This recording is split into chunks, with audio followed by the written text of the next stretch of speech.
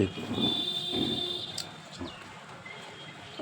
नमस्कार मित्रों, आज आपके सामने कुछ समानांतर श्रेणी, कुछ वृत्त और कुछ आपके रेकरिंग का सवाल है। मित्रों, आप यह देख रहे हैं, ये समानांतर श्रेणी का सवाल है, ये आपके वृत्त का सवाल है, और मित्रों ये आपके रेकरिंग का सवाल है, जो आप आवृत्त जिसको कहते हैं मित्रों, उस टाइप का सवाल है। और ये सब सवाल भी बराबर आपको एसएससी, जीडी और railway, Bihar police, group D वगैरह सब में आता रहेगा। बीपीएससी टीआरई 4 में भी आएगा मित्रों। बीपीएससी से भी रिलेटिव ये सब सवाल है। पिछले वर्ष ये मित्रों बिहार पुलिस में भी आया था, तो इसके पिछले 22 या 23 वाला में 22 या 23 वाला में बिहार पुलिस में आया था मित्रों। ध्यान देंगे, इसको अच्छा से देखेंगे मित्रों। मैंने तो इस सवाल को आप जानते ही है कि हम हमेशा से विस्तार से बताते हैं, प्रयास करते हैं कि पूरा आपको समझा सके, अच्छा से बता सकें। इसलिए हम इसको बार बार प्रयास करते हैं कि इसको पूरा विस्तार आपको बताएं। शॉर्टकट बताने का मन भी करता है मित्रों, लेकिन सोचते हैं कि पहले शॉर्टकट बताने से पहले जो है आपको इसका विस्तार रूप बता दें, और विस्तार रूप बताने के बाद उसी में हम आपको संक्षेप से यह समझा दें कि यह आपको कैसे इसको आप शॉर्टकट बना सकते हैं। मित्रों, हम बार बार यही कहते हैं कि आप इसको अभ्यास करें। अभ्यास करेंगे ऑटोमेटिक मित्रों वो शॉर्टकट हो जाएगा। जो सवाल आपसे दोस्त 5 मिनट में बन रहा है, वही सवाल अगर आप अभ्यास कर लेंगे तो 5 सेकेंड में बनेगा मित्रों। यह विश्वास कीजिए मित्रों, इसलिए विश्वास कीजिए क्योंकि ऐसा मैं बार बार करता हूं, और आपको आपकी क्लास में मैं इस वीडियो पे हमेशा आपको यह बताता हूं कि मित्रों देखिए, ये सवाल मैंने ऐसे ऐसे डिस्क्राइब किया और ये इतना लंबा हुआ, लेकिन अगर चाहते तो मन में ही इसको पूरे सवाल को हम बना करके, और मुश्किल से 5 से 10 सेकेंड तो एवब हो गया मित्रों, मैं उसको बना करके ख़त्म कर देता।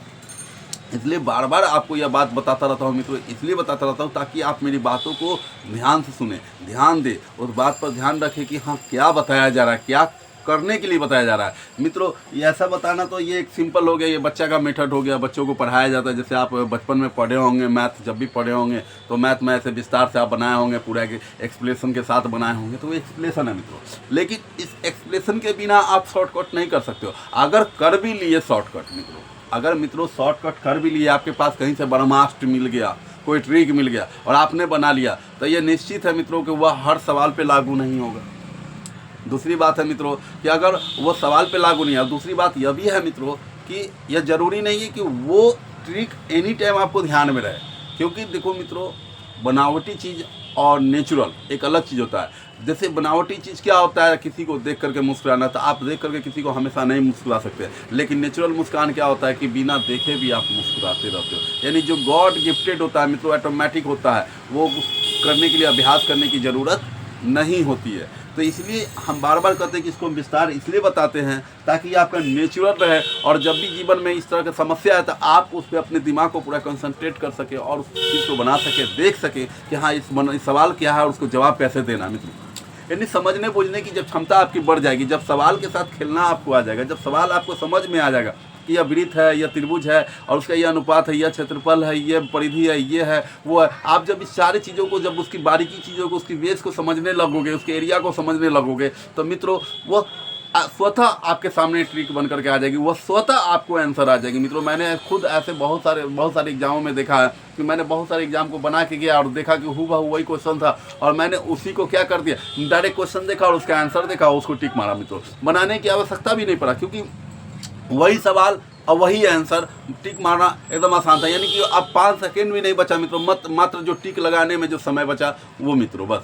तो इसलिए कहते हैं कि बार बार कि अभ्यास कीजिए मित्रों, अभ्यास कीजिएगा, आपका सवाल आसान हो जाएगा। अभ्यास नहीं कीजिएगा, किसी भी प्रकार का ब्रह्मास्त्र यूज कीजिएगा, आपका सवाल नहीं बनेगा। इसलिए मित्रों ध्यान रखिए कि ब्रह्मास्त्र हमेशा काम नहीं आता। ब्रह्मास्त्र लगाने के लिए मंत्र को साध्य करना पड़ता है मित्रों, और मंत्र जब तक साध्य नहीं कीजिएगा नहीं बनेगा मित्रों। लेकिन नेचुरल है, जो नेचुरल है, जो आपके पास गॉड गिफ्टेड है, उसको आप कहीं भी साध्य कर सकते हैं मित्रों। इसलिए ध्यान दीजिए मित्रों, सवाल को समझने की कोशिश कीजिए, ध्यान लगाइए, इसको बार बार अभ्यास कीजिए। ध्यान दीजिए मित्रों, यदि समानांतर श्रेणी में 3 संख्याएं का योगफल 9 है, आप तो ये बात समझ गए मित्रों कि समानांतर मतलब क्या, आप समझ रहे हैं एक समान वेग में, एक समान अंतराल में। अंतराल बोलने का मतलब क्या, अंतर में। जैसे मान लीजिए 1 है तो 1 के बाद 2 आएगा तो 3 आएगा, या अगर अंतराल भी होगा तो सबका डिफरेंस समान। मैंने 1 में 5 जोड़े तो 6 हुआ, 6 में 5 जोड़े तो 11 हुआ, 11 में 5 जोड़े तो 16 हुआ, 16 में 5 जोड़े तो 21 हुआ। इस प्रकार अंतराल बढ़े। अंतराल इसी को कहते हैं कि समान अंतर के साथ, समान अंतर के साथ एक अंतराल में। तो समानांतर कहने का क्या मतलब है मित्रों कि एक अंतराल में बढ़ रहा है मित्रों, एक अंतर के साथ बदल रहा है, यानी कि मान लो कि एक है तो एक के बाद दो, दो क्यों हुआ मित्रों, क्योंकि एक में एक जोड़ेंगे दो होगा, दो में एक जोड़ेंगे तीन होगा, तीन में एक जोड़ेंगे चार होगा, चार में एक जोड़ेंगे पाँच होगा, पाँच में एक जोड़ेंगे छः होगा। तो इस प्रकार एक अंतराल में बढ़ रहा है मित्रों। यदि समानांतर श्रेणी में तीन संख्याएं, अब श्रेणी करने का मतलब तो वही हो गया मित्रों, श्री का योगफल 9 है। अब योगफल का मतलब तो आप जान रहे हैं कि दो संख्याओं को जोड़ने का जो फल प्राप्त होता है उसको योगफल कहते हैं। दो संख्याओं के जोड़ने का जो फल प्राप्त होता है उसे हम लोग क्या कहते हैं, योगफल कहते हैं। ये तो बचपन की बातें हैं मित्रों। एवं उनका गुणनफल, गुणनफल भी वही हो गया मित्रों, जो दो संख्याओं के गुणन करने का जो संख्या है या दो संख्याओं का जो क्रम है उतने क्रम में अनुपात करने गुणा करने की संख्या या क्रम में जोड़ने की संख्या को हम लोग गुणनफल कहते हैं। 24 है। तो मित्रों पहले बात समझिए, यदि समानांतर श्रेणी में तीन संख्या का योगफल 9 है एवं उनका गुणनफल 24 है तो वह संख्याएं क्या होगा। यानी यहाँ दो बात रखा है कि कोई समानांतर श्रेणी तीन संख्या है, उसके तीनों संख्या को जोड़ने पर उसका योगफल 9 आता है और उस तीनों संख्या को गुणा करने पर उसका गुणनफल 24 आता है। तो मित्रों पूछ रहा है कि वो संख्या क्या है। सवाल मेरा यही है कि तीन संख्याएं हैं समानांतर श्रेणी में और तीनों को जोड़ दिए तो 9 आ गया और तीनों को गुणा कर दिए तो 24 आ गया। तो पूछ रहा है कि वो तीन संख्या क्या क्या है, माने संख्या हमको निकालना है। मित्रों कितना आसान है, अगर आप चाहेंगे तो इसको मुँह पर हम बता देंगे, मुँह पर बना लेंगे, क्योंकि मैंने अभ्यास किया है। लेकिन आपको अभ्यास कराने के लिए मैं बोर्ड पर बता रहा हूँ मित्रों, ध्यान देंगे। तो माना कि मान लीजिए मित्रों कि कोई संख्या मान लिया हम एक है मित्रों, एक नहीं माने सॉरी ए मान है मित्रों, ठीक ना। तो माना कि संख्या ए है, ठीक है, और हमने यह भी बताया कि संख्या समान अंतराल में बढ़ेगा या घटेगा। तो माना कि उसका अंतर क्या है, डी है। संख्या माने तो उसका अंतर भी मान ले मित्रों क्योंकि डी है। अब ध्यान देंगे कि संख्या बराबर, अगर ए माने है संख्या मित्रों तो ए में अगर डी घटाएंगे तो ए माइनस डी, यानी समान अंतराल में, और ए में अगर डी जोड़ेंगे तो ए प्लस डी हो जाएगा। क्योंकि मैंने मित्रों क्या बताया कि तीन संख्या है, इसलिए इसको A minus D A plus D यह माना, क्योंकि एक घटाने पर इतना आएगा, एक जोड़ने पर इतना आएगा और हमेशा अंतर समान आएगा मित्रों। तो एक घटाने पर ए माइनस डी हुआ और ए जोड़ने पर ए प्लस डी, सॉरी है ना, ए में डी घटाने पर ए माइनस डी हुआ, ए में डी जोड़ने पर ए प्लस डी हुआ, यानी ये हमारा समान क्रम में संख्या बढ़ गया। मान लीजिए अगर ये 1 होगा तो ये 2 होगा तो ये 3 होगा। कैसे मित्रों, अगर मान लीजिए 1 2 3, मान लीजिए 2 है तो 2 में 1 घटा दिए तो 1 बच गया और 2 में 1 जोड़ दिए तो 3 बच गया। यानी इस तरह से हमारा सवाल हो गया मित्रों। तो 1 2 3 हुआ।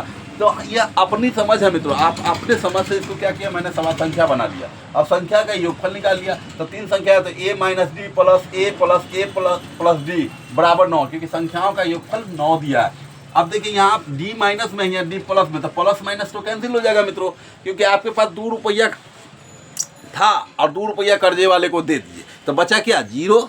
तो वही बात हो गया, यहाँ माइनस में आ गया मित्रों। डी प्लस में था उसके पास लेकिन डी एगो माइनस हो गया था, माइनस प्लस कैंसिल हो गया मित्रों। तो बचा क्या गो 3, कितना 3 है, 1 2 3, यानी 3 ए आया। तो फिर ए बराबर 9। अभी 3 से 9 3 बार में कट गया, यानी ए बराबर 3 बच गया मित्रों। आप यहाँ ध्यान देंगे मित्रों कि आपको ए पता चल गया, ये हमारा बीच वाला संख्या पता चल गया। लेकिन अभी दो संख्या प्राप्त करने के लिए आपको डी की भी जरूरत पड़ेगी। अंतर कितना का है मित्रों ये पता करना होगा। तो अंतर निकालने के लिए पहले गुणनफल इसको ज्ञात करना होगा। तो गुणनफल में क्या करेंगे, फिर संख्याओं का गुणनफल। तो गुणनफल में a into A minus D into A plus D बराबर 24 है। आप जान रहे कि a का वैल्यू हमारा 3 आया मित्रों, तो 3 बैठा है। अभी 3 से 24 जो है 8 बार में कट गया। अब यहाँ ध्यान देंगे मित्रों, a माइनस डी है a प्लस डी, तो a माइनस बी और a प्लस बी वाला फॉर्मूला होता है a square minus B square.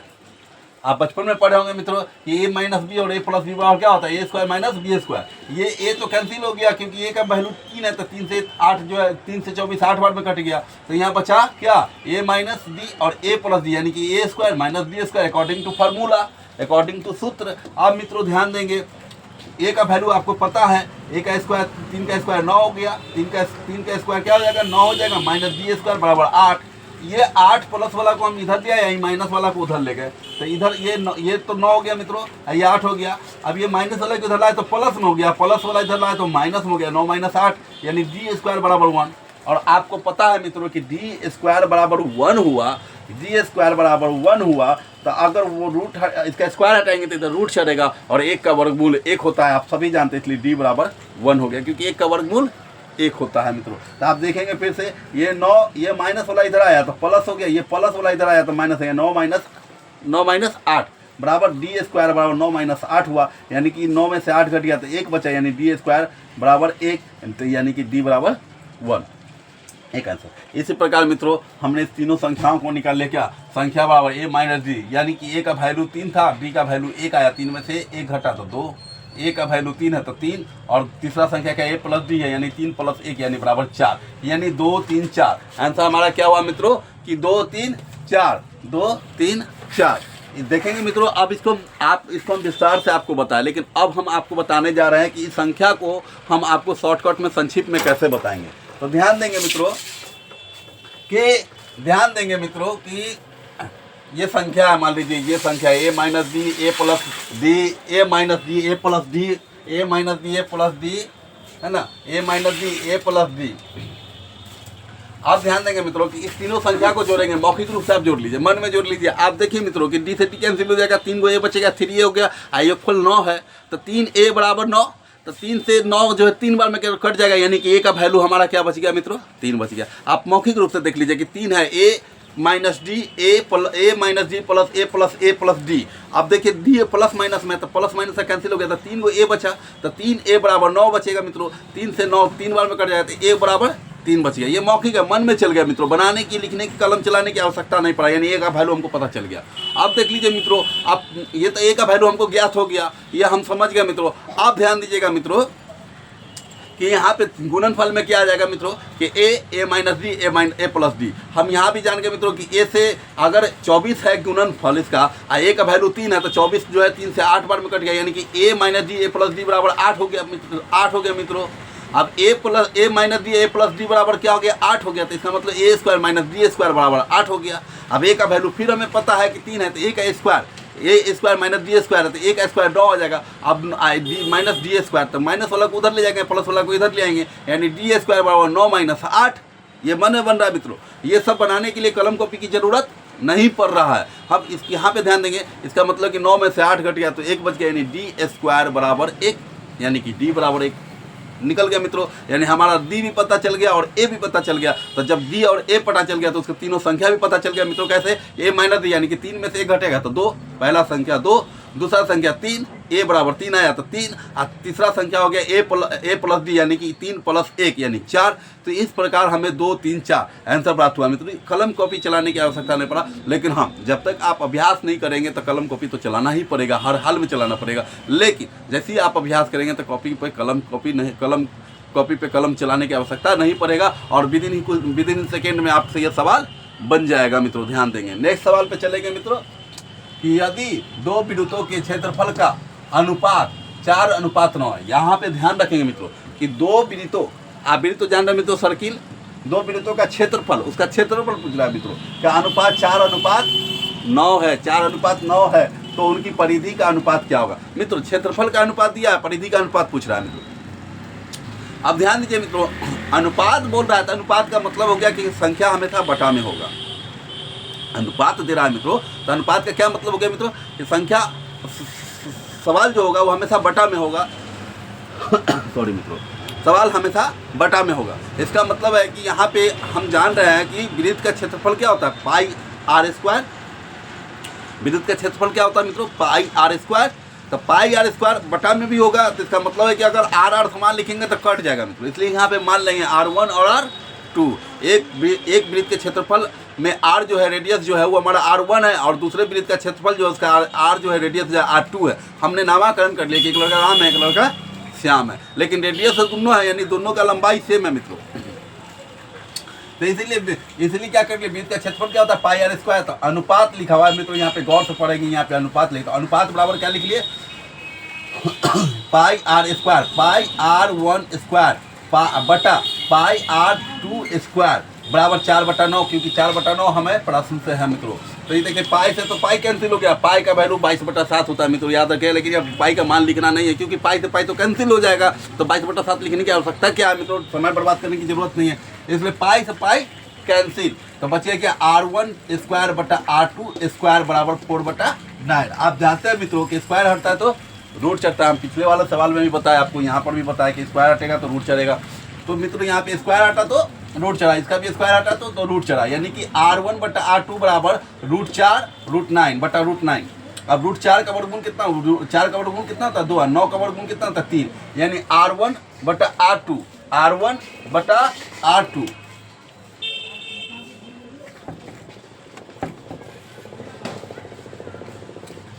R2 R1/R2 बराबर कितना हो गया मित्रों? 2/3। इसलिए हमारा क्या निकल गया? इसका अनुपात निकल गया मित्रों 2:3। अब चलिए बात कर रहे हैं हम लोग वृत्त का क्षेत्रफल हो गया, वृत्त का क्षेत्रफल हो गया, निकल गया हमको मित्रों। इसका अनुपात हमको जो क्षेत्रफल का अनुपात दिया था तो ये 2:3 हो गया मित्रों। या ऐसा भी आप यहाँ भी देख सकते थे, अनुपात खत्म हो जाता है मित्रों। अब वृत्त की परिधि की बात करेंगे तो वृत्त की परिधि क्या होता है मित्रों? 2πr। यहाँ भी r 2 आएगा मित्रों, क्योंकि इसका अनुपात बोल रहा है मित्रों। तो R1 एगो R2 होगा, तो 2πr1 2πr2 बराबर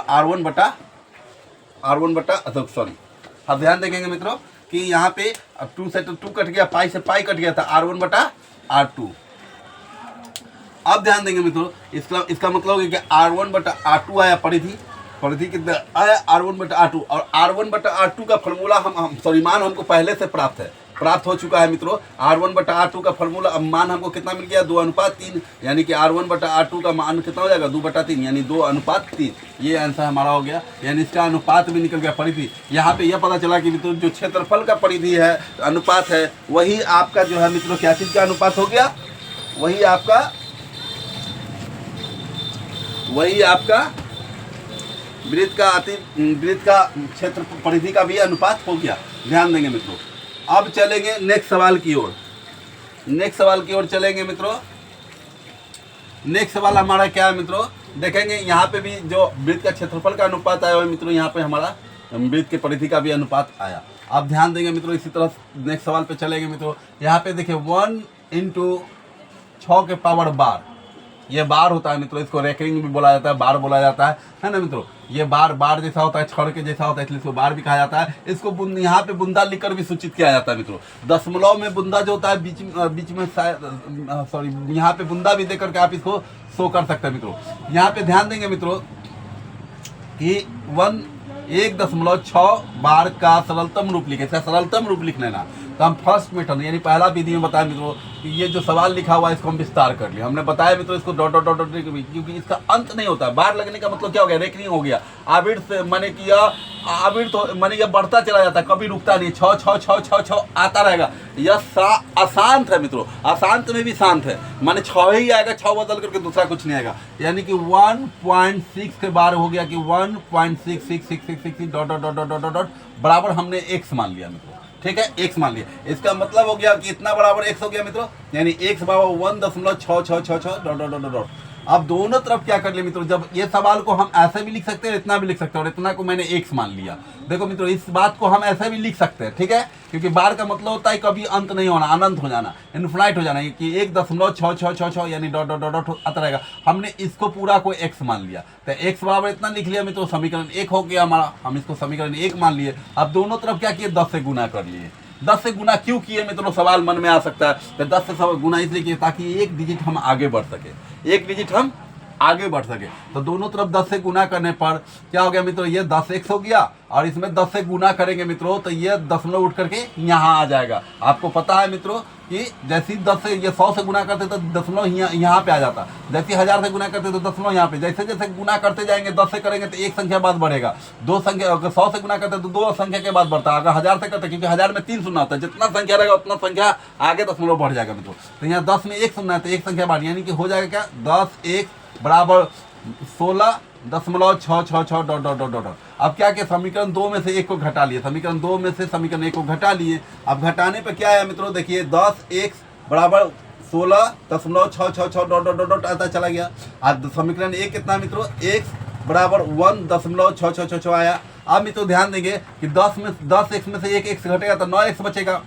और 16.66666 में से 1.6666 घटेगा, इसका मतलब 6 तो सब कैंसिल हो जाएगा। और 16 में से 1 घट गया तो 15 बचेगा, यानी कि 9x बराबर 15 हो गया। यानी x बराबर क्या हो गया? 15/9।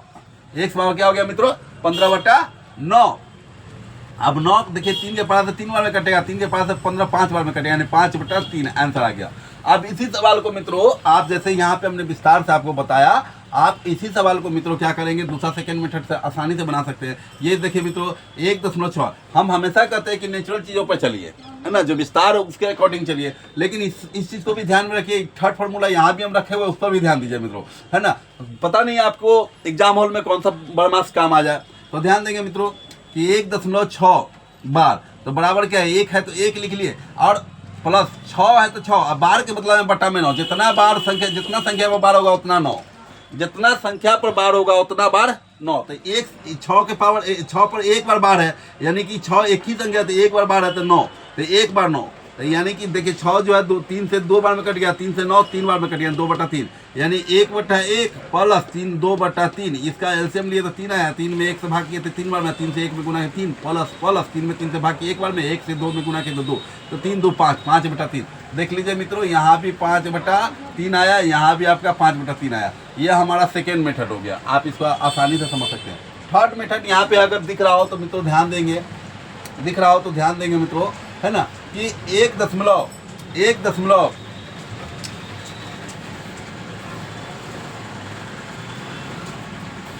देखेंगे मित्रों कि ये देख लीजिए मित्रों 1.6 बार, तो बराबर क्या कर लिए मित्रों, ये 16 है ना मित्रों, तो 16, और जितना बार के बाद जितना संख्या है मित्रों, जितना संख्या है उतना माइनस कर लेंगे। तो देख लीजिए 6 बार के बाद में कितना है, 1 है, तो 1, अगर यहाँ 2 रहता तो 2 माइनस कर लेते, 3 रहता तो 3 माइनस कर लेते, जितना संख्या रहेगा उतना माइनस कर लेंगे मित्रों, ठीक ना।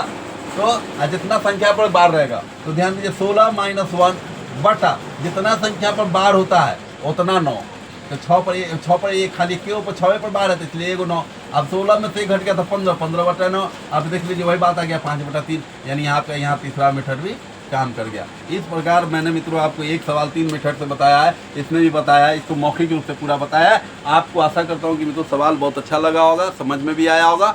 प्लीज़ मेरे चैनल को सब्सक्राइब करें, कमेंट करें और शेयर करें, और कमेंट और शेयर जरूर करें मित्रों, सब्सक्राइब जरूर करें मित्रों, ताकि मेरा मनोबल बढ़े, ताकि हम इस ऑफलाइन बोर्ड से ऑनलाइन बोर्ड पे आ सके, डिजिटल बोर्ड पे आ सके मित्रों।